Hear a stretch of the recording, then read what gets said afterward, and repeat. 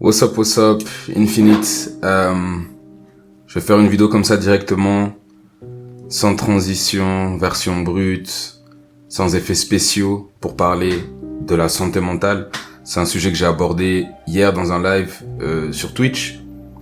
Et je pense que ce sujet, il est super important. C'est un sujet qui me parle, qui m'interpelle. D'ailleurs, on a un podcast sur la chaîne par rapport à la santé mentale, spécialement dans la communauté noire, mais ça touche aussi à tout le monde.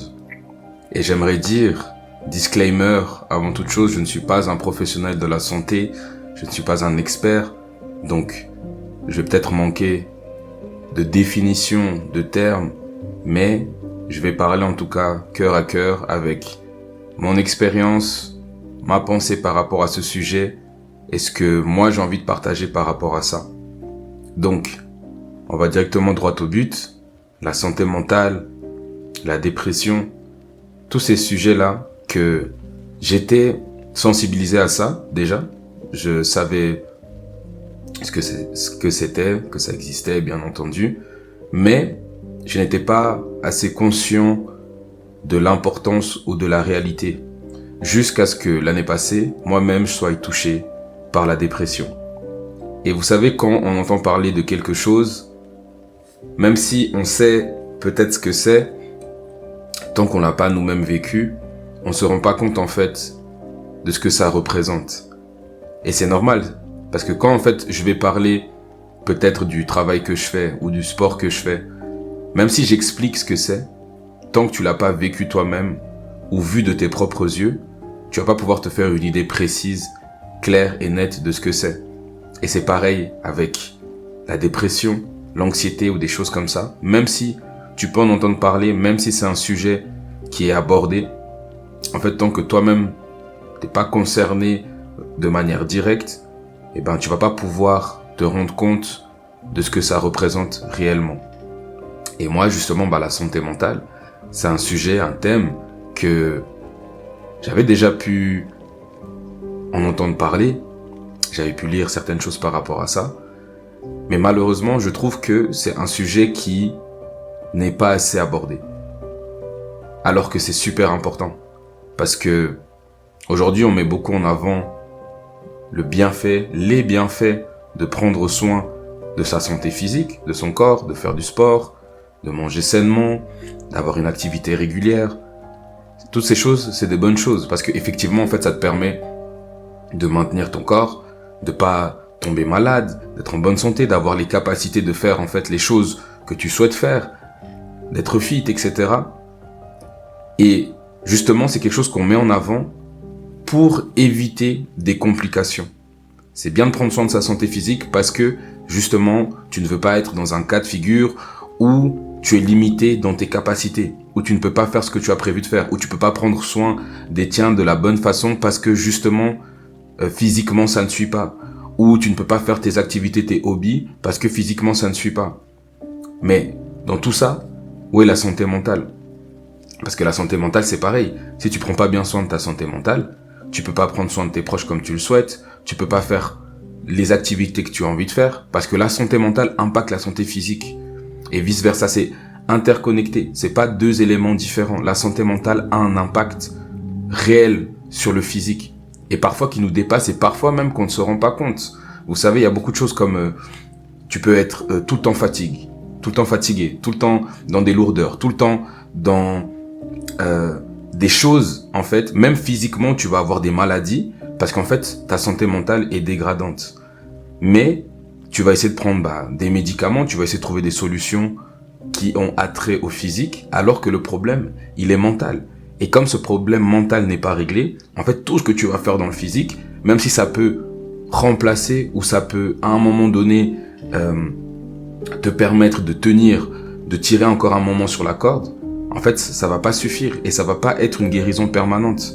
Et justement, cette corde, à un moment donné, tu la tires, et à un moment donné, elle pète. Et en fait, c'est ce qui arrive quand il y a les burn-out, les dépressions, toutes ces choses-là, c'est parce qu'en fait, on n'a pas su écouter les signaux qui étaient devant nous, qui nous prévenait en fait que, à quelque part, il y a un problème au niveau de ma santé mentale. Et on veut pas s'écouter. Et justement, dans le live de hier, je mettais en avant le fait que on n'écoute pas le nous, le moi intérieur. Le moi intérieur, il est trop négligé. Et le moi intérieur, c'est le véritable toi. C'est la personne qui est là, en dehors de ce qui est présenté au réseau, en dehors de ce qui est montré à la famille, aux amis, en dehors de ce qui est montré au monde, en dehors de ce qui est montré aux collègues. C'est toi. C'est le véritable toi. Celui qui a des besoins, celui qui a des attentes, celui qui a des envies, celui qui a des choses qui, quand elles ne sont pas satisfaites, quand elles ne sont pas traitées, eh ben, il y a un problème. Et tu peux pas vivre toute ta vie continuellement, aller de l'avant, quand en fait tu vas pas traiter, tu vas pas prendre soin du toi intérieur. C'est le véritable toi, c'est celui qui habite chez toi. Et si l'habitant de la maison, il est négligé, il mange pas, il boit pas, il n'est pas traité correctement comme un être humain, eh ben, il va pas se sentir à l'aise chez lui. Et ce toi intérieur, c'est toi, en fait. Mais souvent, comme en fait on vit dans une société où on a beaucoup d'attentes, les attentes que nous-mêmes on se met, les attentes de la famille, les attentes des amis, les attentes des collègues, on a des attentes dans tous les sens. Et on a aussi les réseaux sociaux aujourd'hui qui peuvent être une force sous certains aspects, mais dans beaucoup d'autres, c'est quelque chose qui peut être très toxique. Parce qu'en fait, on est sans cesse bombardé d'informations, de ce qui se passe dans le monde, de ce qui se passe autour de nous, de ce qui se passe dans le pays, de ce qui se passe dans la vie des autres, de ce qui se passe dans la famille des autres, de ce qui se passe dans les carrières des autres. Et en fait, t'es tout le temps bombardé d'informations. Et t'es tout le temps dans la comparaison du physique, la comparaison de la carrière artistique, la comparaison de la carrière professionnelle, la comparaison de tout, la famille. On est tout le temps bombardé d'informations. Et même si tu swipes, même si t'es là, en fait, tu défiles et tu penses qu'en fait ça t'affecte pas, à quelque part ça t'affecte. Parce que c'est quand même des informations qui sont reçues. Et même si toi, consciemment, tu ne te rends pas compte, il y a aussi ton subconscient qui reçoit tout cet amas d'informations. Et parfois, on ne sait pas quoi en faire. Et en fait, tu vas être là, tu vas te comparer, tu vas te dire que, ah, mais lui, il a réussi, moi, je veux faire comme lui. Et du coup, tu vas aller dans un sens qui ne te correspond pas, parce qu'en fait, tu veux faire comme lui. Mais en fait, tu sais pas que lui, pour atteindre ce but, cet objectif-là, il est passé par ça, il a vécu ça, ou il est peut-être dans quelque chose de sombre que tu ne connais pas, qui le permet d'atteindre cette situation, ou peut-être il présente justement une image très belle de sa vie, de sa famille, etc. Mais en fait, dans la réalité, c'est autre chose, parce que, encore une fois, les gens montrent que ce qu'ils veulent. Toi-même, tu montres que ce que tu veux. À aucun moment, tu es tenu de montrer exactement chaque particule de ta vie. Tu peux montrer que ce que tu veux. Tu vas montrer un angle de ta vie, et on va penser que cet angle représente réellement ta vie, mais en fait, c'est juste un angle qui a été choisi minutieusement pour ne pas montrer le reste. C'est comme quelqu'un qui va faire une vidéo de, je sais pas, sa chambre, il va filmer juste, bah voilà, par exemple là je fais une vidéo, vous voyez que le background de cette vidéo, mais vous voyez pas, peut-être le reste c'est en désordre, peut-être que y a des choses qui sont détruites, peut-être, vous savez pas, parce qu'en fait c'est l'angle que je veux montrer. Et c'est pareil dans la vie, on peut tous montrer que ce qu'on a envie. Et justement, c'est pour ça que il faut pas être dans ce truc de comparaison, de vouloir être ou faire comme les autres, parce qu'on ne connaît pas leur vie. On ne connaît pas ce par quoi ils passent, on ne connaît pas leur situation mentale. Et ça m'amène justement au fait que tu peux être en dépression, tu peux avoir une santé mentale dégradante, mais ne rien montrer sur les réseaux, ne rien montrer aux autres. Moi, par exemple, personnellement, je suis passé par la dépression l'année passée. C'était la période la plus sombre, c'était une période noire, c'était terrible. Et vraiment, je ne souhaite à personne de se sentir comme j'ai pu me sentir, de vivre ce moment des mois et des mois et des mois de trou noir. Je souhaite à personne. Mais, il n'y a pas tout le monde qui le savait. Pourquoi? Parce que ça ne veut pas dire que je ne continuais pas à faire des stories sur Instagram, sur les réseaux sociaux, que je ne continuais pas à faire mes activités, à voir des gens, à danser, à organiser des choses, des tournois, des événements, etc. Parce qu'en fait, la vie, entre guillemets, elle continue. Même si la vie en toi a cessé de continuer, on va dire ça comme ça, la vie autour de toi, elle continue. Et parfois, tu dois justement remplir tes obligations parce que ça attend pas, hein. il y a l'État, il y a la famille, il y a le travail, il y a beaucoup de choses. Ça attend pas. Et comment est-ce que on peut savoir que tu es en dépression, que ta santé mentale est dégradante, parce que c'est quelque chose qu'on ne voit pas physiquement. C'est ça le contraire avec la santé physique. C'est que la santé physique, pas toujours, mais souvent, si tu as une blessure par exemple, si tu as un plâtre, si tu as un problème, c'est quelque chose qu'on peut voir. On peut le voir visuellement. Mais la santé mentale, il y a des éléments qui font que la conséquence de ta santé mentale dégradante, il y a quelque chose qu'on peut voir physiquement, mais souvent c'est quelque chose qu'on ne voit pas. C'est quelque chose qu'on ne peut pas voir à l'œil nu, comme ça, sans sensibilité, sans comprendre, sans analyser les signaux d'alarme. On peut pas voir. Mais comment est-ce que on peut justement être dans une position où on va vouloir avoir ce que l'autre il a, alors qu'on ne sait pas exactement ce qu'il est en train de vivre. Et il y a beaucoup de cas, beaucoup de gens qui se suicident, malheureusement, qui n'en peuvent plus. Mais quand tu regardes leur vie quelque temps avant, les jours avant, ils avaient l'air d'être les plus heureux. Ils avaient l'air d'être les plus joyeux, les plus dans la fête, les plus dans l'ambiance. Et il y a une vidéo que j'avais vue en plus fin 2023, il me semble.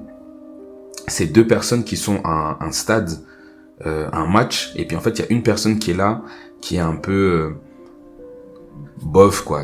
Je profite pas de ouf de ce qui est en train de se passer, et il y a l'autre qui est vraiment en mode à s'amuser, à célébrer, à vraiment même interagir avec l'autre en mode c'est incroyable ce qui est en train de se passer. Puis la vidéo en fait justement elle dit il faut pas se fier aux apparences, il faut faire attention, il faut savoir regarder plus loin. Et en fait on regarde justement différents matchs, et à chaque fois tu vois que c'est la même ambiance. Il y en a un qui est là, qui est un peu en mode comme s'il s'ennuyait, et l'autre qui est vraiment dans l'extase, etc. et tout ça. Et tu vois plusieurs matchs, et à un moment donné, tu vois que il reste plus qu'une personne. Et la personne qui reste, c'est celle qui avait l'air de s'ennuyer tout le long. Et celle qui s'amusait, en fait, elle est plus là. Sa chaise, elle est vide. Et celui qui avait l'air de s'ennuyer, maintenant, il est en deuil. Il est en deuil, pourquoi? Parce que la personne qui s'amusait, en fait, elle s'est suicidée. Elle a mis fin à sa vie. Et pour dire que parfois d'apparence, justement, tu vois que ceux qui sont réellement dans l'amusement, qui célèbrent, tu penses que ils vont le mieux du monde. Mais parfois, en fait, justement, cet amusement-là, cette célébration-là, cette joie que tu sembles percevoir, ça cache en fait la plus grosse tristesse.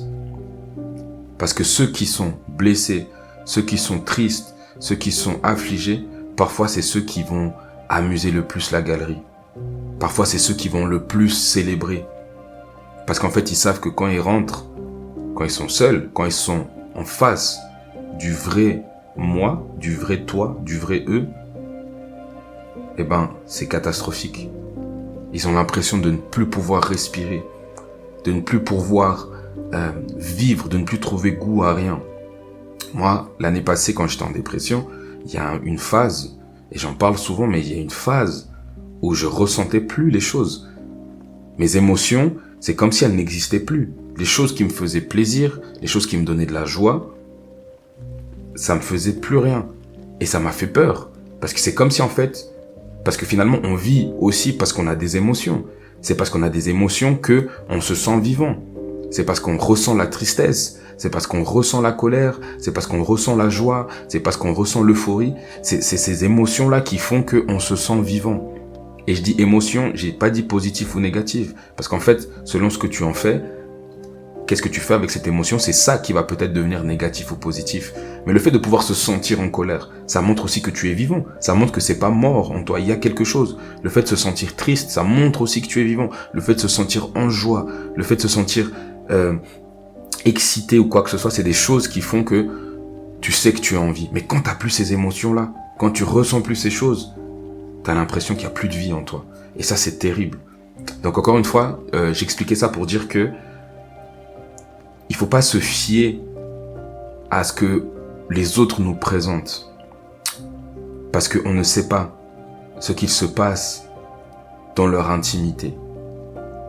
Et Vraiment, la santé mentale, encore une fois, c'est quelque chose qu'il faut entretenir. C'est comme la santé physique. Quand tu as un problème physiquement, qu'est-ce que tu fais? Quand tu te blesses, quand tu as la maladie et que ça passe pas, qu'est-ce que tu fais? Tu vas au médecin, tu vas consulter. Quand tu te casses quelque chose, tu vas à l'hôpital. Parce que peut-être je vais me faire opérer, peut-être pas, peut-être je dois juste faire de la rééducation, peut-être... En fait, tu vas chercher une solution par rapport à ton état. C'est ce qu'on fait quand on a un problème physique. Mais pourquoi est-ce que quand on a des problèmes mentaux, on va pas chercher de solution? Et j'aimerais faire vraiment un gros disclaimer parce que dans la tête de beaucoup de gens, et aussi à cause de la culture, à cause de l'éducation, quand tu entends problèmes mentaux, quand tu entends santé mentale, tu penses directement c'est la folie, c'est l'hôpital psychiatrique, c'est vraiment l'asile, il faut vraiment... En fait, parce que tu as une connotation négative qui va avec le fait de prendre soin de sa santé mentale. Or que finalement, c'est quelque chose qui fait partie de nous. Ça fait partie de nous. La santé mentale, c'est quelque chose qui est réel et qu'il faut en prendre soin. Et malheureusement, on pense souvent que justement quand tu veux prendre soin de ta santé mentale, quand tu parles de, par exemple, aller chez le psychologue, chez le psychiatre, psychothérapeute, toutes ces choses, eh ben ça veut dire que, ah mais tu es fou, mais pourquoi est-ce que tu vas là-bas? Pourquoi tu vas chercher ces choses? Ah mais, ça veut dire que, en fait, il y a un problème, t'es devenu fou. Mais ça n'a rien à voir avec la folie. C'est juste que de la même manière que quand toi t'as une carie, tu vas aller au dentiste, tu vas pas juste laisser, j'ai une carie mais ça va juste passer. Non, tu vas aller traiter ce problème parce que tu veux, ça fait mal, parce que tu veux pas que ça affecte le reste des dents, etc. Et en fait, c'est ça. C'est qu'en fait, quand tu prends soin de ta santé mentale, c'est que tu reconnais qu'il y a un problème. Parce qu'il y a beaucoup de gens qui ont de la peine et c'est compréhensible à reconnaître que ça ne va pas. Parce que c'est un big step de savoir dire ça va pas. Et maintenant que je sais que ça va pas, j'ai envie de prendre soin de moi. C'est un big step. Et vraiment, tous ceux qui ont eu la capacité de reconnaître qu'il y avait un problème à traiter, c'est une force extraordinaire. Donc, je ne sais pas à quelle étape du processus vous êtes au niveau de votre santé mentale, mais si vous arrivez à reconnaître qu'il y a quelque chose qui ne va pas, avant qu'il ne soit trop tard, déjà on peut vous féliciter. Parce que de se mettre face à ce miroir-là et de se dire que il y a un problème, il y a quelque chose que je dois régler, eh ben c'est pas facile. C'est pas facile et ça demande de la force, ça demande des tripes. Parce que justement, peut-être tu dois affronter l'image, le regard des autres. Peut-être tu dois affronter le regard de ta famille, de tes amis, de tes collègues. Peut-être tu dois affronter simplement tes propres préjugés. Tu dois peut-être affronter tes propres schémas de pensée pour arriver au point où tu te dis, il y a un problème et j'ai envie de solutionner ce problème. Et quand tu vas rentrer dans cette démarche-là, eh ben, ça va être très difficile. Mais si tu es capable de faire le pas et de rentrer dans une démarche de j'ai envie de prendre soin de ma santé mentale, eh ben, c'est pour le meilleur. C'est obligé d'être pour le meilleur. Et c'est pas facile. C'est comme quand, encore une fois, tu t'es cassé quelque chose, il y a la rééducation. C'est pas facile. C'est pas plaisant de faire de la rééducation. D'aller peut-être au fitness, d'aller au physio, tu dois peut-être marcher, je sais pas. Il y a beaucoup de choses que tu dois faire quand tu fais de la rééducation selon ce qui s'est passé. Et c'est pas plaisant. Il y a des choses que tu dois te priver pendant un moment, il y a des choses que tu peux pas faire. Et ben, concernant la santé mentale, c'est pareil. Ça va te demander du temps, de l'énergie. Ça va vraiment drainer quelque chose en toi de fort. Mais en fait, qu'est-ce que tu vas aller faire? Tu vas aller titiller ce toi intérieur. Tu vas dire, ok, je ne t'ai pas écouté jusqu'à maintenant. Et c'est ça le truc, c'est qu'en fait, il y a un problème au niveau de ta santé mentale parce que tu n'as pas écouté le toi intérieur. C'est pas la seule raison. C'est ce que moi je dis. C'est parce que tu n'as pas écouté le toi intérieur. Et quand tu vas écouter ce toi intérieur, quand tu vas te retrouver encore une fois face à ce miroir-là, c'est là que les choses réelles vont commencer. Parce que tu vas, du coup, apprendre à réellement te connaître. Et moi, c'est ça que je dis à tout le monde à qui je parle de la dépression, la santé mentale, c'est que la dépression, c'est douloureux. Mais au travers de la dépression, tu te découvres toi. Parce que tu enlèves toutes les couches. Tu enlèves toutes les couches. Tu te mets à nu. Et comme quand tu te retrouves chez le psychologue, par exemple, un truc qu'il faut comprendre, c'est que c'est pas quelqu'un que tu vas chercher pour avoir des conseils sur ce que tu dois faire dans la vie. Mais c'est quelqu'un, un professionnel, qui ne connaît rien de toi, à qui tu vas expliquer de A à Z les choses qui te pèsent dans le cœur. Et de trouver la force de puiser là et de le sortir, c'est énorme. Et quand tu vas trouver la force de puiser au fond de toi et d'expliquer de A à Z, parce que c'est quelqu'un qui ne te connaît pas, il connaît pas ta situation. C'est toi qui dois lui présenter. Donc tu vas commencer à parler, tu vas commencer à exprimer des choses. Et pendant que tu exprimes des choses, qu'est-ce qui se passe? La puissance derrière ça, c'est qu'en fait tu vas commencer à t'entendre. Donc pendant que je parle, je suis en train de m'entendre. Donc c'est comme si en fait, maintenant, je m'assieds face à moi et j'écoute mon discours. J'écoute mon histoire. Parce que vous savez, hein, quand tu souffres, quand c'est difficile, c'est pas toujours facile de parler. Je dis pas que c'est pareil pour tout le monde, mais c'est pas toujours facile d'exprimer. Des fois, on va te dire, mais c'est quoi? Qu'est-ce qui se passe? Tu vas dire, je sais pas. Tu vas dire, je sais pas, j'ai pas les mots. J'arrive pas à exprimer. Je comprends pas ce qui se passe. Et en fait, tu vas te retrouver face à toi et tu vas t'entendre parler. Et c'est ça qui est dingue. C'est ça qui est fort dans le fait de parler, même à quelqu'un que tu ne connais pas, qui n'a aucun contexte de ta vie. C'est qu'en fait, tu vas dire de A à Z, tu vas donner tous les détails parce que tu as envie que cette personne, elle comprenne. Et pendant que tu as envie que cette personne, elle comprenne, bah toi, en même temps, tu vas comprendre le pourquoi tu es comme ça. Les choses que tu n'arrives pas à t'avouer, les choses que tu n'arrives pas à admettre, tu vas comprendre. Parce qu'en fait, tu es en train de parler d'une manière à ce que toi-même, tu reçoives l'information. Et quand tu entends quelque chose, c'est pas la même chose que quand tu es simplement dans ta tête. Quand tu sors de ta bouche, c'est fort. Parce que c'est un truc que tu libères, en fait. C'est un souffle que tu libères. Et quand tu libères cette chose, c'est là maintenant. Et tu as l'information qui est devant tes yeux. Et maintenant, comment est-ce que tu le reçois? Tu le reçois totalement différemment. Parce que c'est pas pareil quand tu es dans ta tête que quand en fait tu entends une information. Et ça m'amène encore une fois à un exercice que le psychologue m'a fait faire. Il m'a dit, maintenant imagine que tu sois toi dans 30, 20 ans. Et tu parles à toi d'aujourd'hui. Qu'est-ce que tu lui dirais? Imagine-toi ça maintenant. Tu te projettes 20 ans, 30 ans plus tard et tu parles à ton toi d'aujourd'hui. Qu'est-ce que tu dirais? Quel conseil tu lui donnerais? Et tu connais toute sa situation parce que c'est toi du passé. Tu connais tout, tu sais exactement ce qu'il a vécu.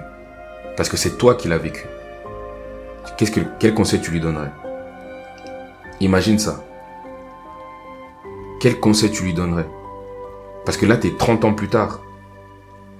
C'est quel remords que tu aurais? C'est quelle décision, c'est quelle chose que tu ne fais pas maintenant que le toi dans 30 ans va te reprocher? Et il te dira, si j'avais pu, si j'avais su, j'aurais fait comme ça. Parce que, faut pas se mentir, la pression sociale, de la société, de la famille, des amis, de tout ce que tu veux, ça, c'est une pression énorme qui fait qu'il y a certaines choses que tu fais ou ne fais pas à cause des autres. Mais quand tu ne fonctionnes pas en accord avec ton être intérieur, ton toi, eh ben, il y a un problème. Il y a un bug dans la matrice parce qu'en fait, tu vas commencer à faire des couches et des couches d'actions pour les autres, par les autres, dans le but de plaire aux autres, mais tu ne vas pas être en accord avec toi. Et il y a un problème dans ça. Parce qu'en fait, ça peut pas s'emboîter. Il y a un truc qui ne fonctionne pas dans ça. Ça ne peut pas s'emboîter. Et comme je disais hier dans le live, tu peux pas demander à un poisson de vivre dans la nature. Tu peux pas. Parce que c'est pas sa nature à lui de vivre en dehors de l'eau. Il a besoin de l'eau pour être épanoui. Et quand il est dans l'eau, quand il est dans son cadre, c'est là qu'il va faire toutes ces choses. Tu peux pas demander à un oiseau de ne pas voler. Tu ne peux pas demander à un oiseau de ne pas voler. De vivre dans l'eau. C'est pas son cadre. C'est pas lui. Il n'est pas en accord avec son être, ce pourquoi il a été créé. Il n'est pas en accord. Il y a un problème. il y a un truc qui bug. Et toi, qu'est-ce que tu fais? Qu'est-ce que tu ne fais pas? Qu'est-ce que tu fais qui n'est pas en accord avec le toi? Ou qu'est-ce que tu ne fais pas qui est en accord avec toi? Quels sont les éléments, les choses qui font que tu te retrouves dans des situations, des éléments qui ne sont pas toi, qui ne sont pas toi? Pose-toi cette question. Tu peux pas vivre pour les autres, tu peux pas vivre pour les réseaux, tu peux pas, encore une fois, dans 20, 30 ans, toutes ces choses-là maintenant, est-ce que ça aura la même importance? Pense à toi, pense à ta santé mentale et soigne ça.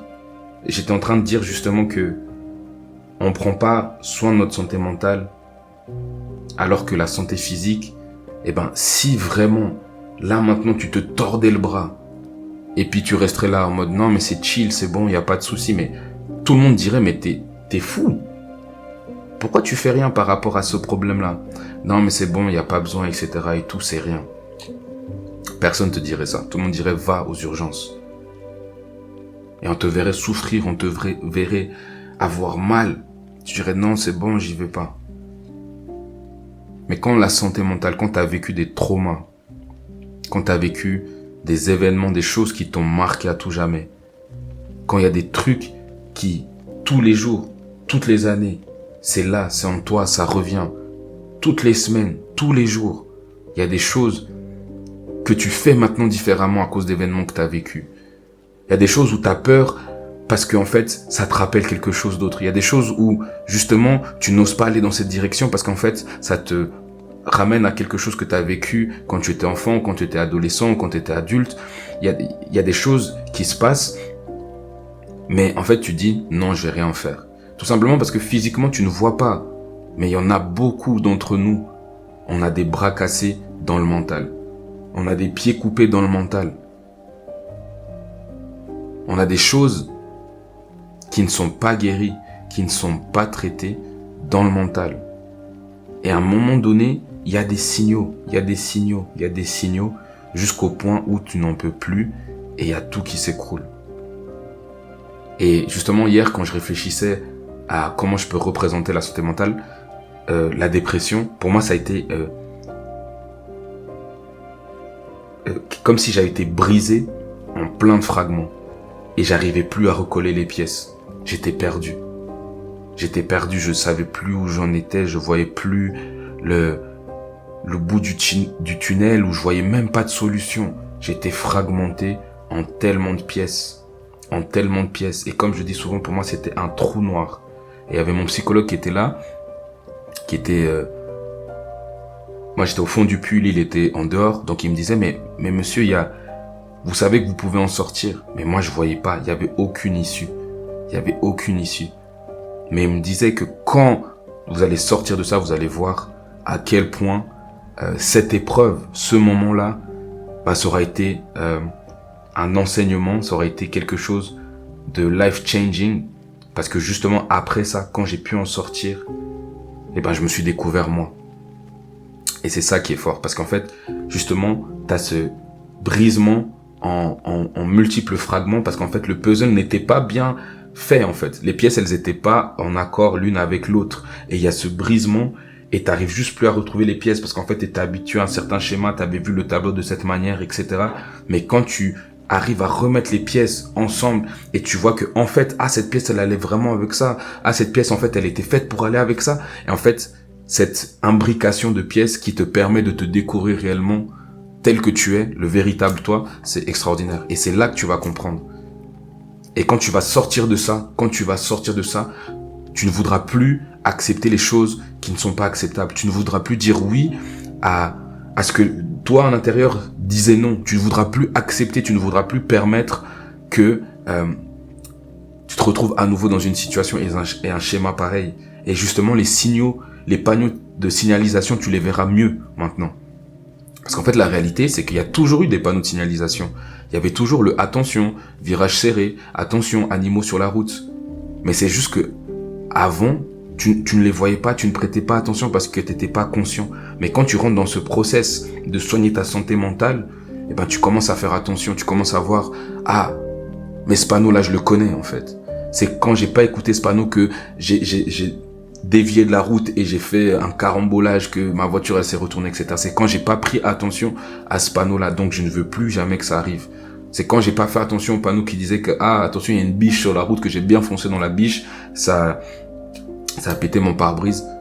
C'est ces éléments-là que tu ne prends pas attention qui t'amènent dans une situation où ensuite c'est détruit.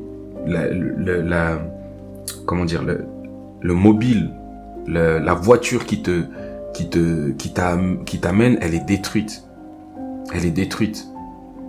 Parce que le passager intérieur, il n'a pas été entendu. Il n'a pas été aware, conscient des panneaux de signalisation.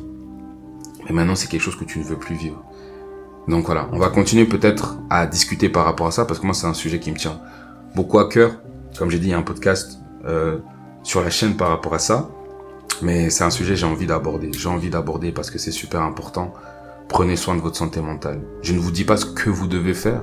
Ça appartient à chacun. Mais n'ayez pas peur. N'ayez pas peur de demander de l'aide. N'ayez pas peur de chercher du soutien. Vous n'êtes pas seul. Et c'est ça aussi le truc, le mensonge que l'on croit, c'est que quand en fait ça ne va pas, on pense qu'on est seul. On pense que personne va nous comprendre. Mais dès que j'ai commencé à parler de la santé mentale, de la dépression, même quand j'y étais, c'est là que tu réalises que à gauche, à droite, devant, derrière, il y a beaucoup de gens qui sont dans des situations similaires. Je parle de la situation, je dis pas que ce que vous vivez c'est la même chose. Mais ce que vous ressentez, ce par quoi vous passez, il y a des points qui se relient. Et c'est là que tu te rends compte que, ah, en fait, on néglige trop. On néglige trop. Et aujourd'hui, il y a beaucoup de gens qui souffrent. C'est pas parce que tu le vois pas physiquement, mais il y a beaucoup de gens qui souffrent. Et peut-être toi, tu es dans ce cas. Peut-être un ami à toi est dans ce cas. Donc prenez toujours le temps de veiller vos amis, votre famille, comment est-ce que vous allez, de prendre des nouvelles. Voilà. Donc je vais m'arrêter là pour aujourd'hui, mais en tout cas, vraiment, n'hésitez pas à chercher de l'aide. Comme j'ai dit, moi je suis pas un spécialiste de la santé, mais il existe des psychologues, il existe des psychiatres, il existe tellement de solutions pour pouvoir consulter. Même juste consulter. Si c'est de passer d'abord par votre médecin de famille, faites-le. Si c'est juste de parler réellement à quelqu'un de confiance, faites-le. Mais cherchez des solutions. Prenez soin de vous. Prenez soin de vous, c'est super important. C'est super important. Et là, j'ai envie juste de dire que peut-être quelqu'un se sent qu'il n'y a plus de solution, il n'y a plus d'issue, que la seule solution, c'est de mettre fin à tes jours où tu ne vois pas d'issue. Mais je t'assure qu'il y a une issue. Je t'assure que tu peux t'en sortir. Et quand tu penses que personne ne se soucie de toi, que personne ne va souffrir si tu t'en vas, il y a quelqu'un qui va souffrir.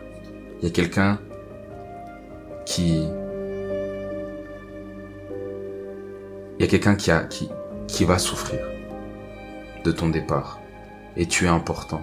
Tu es pas là par hasard, tu es pas là sans raison.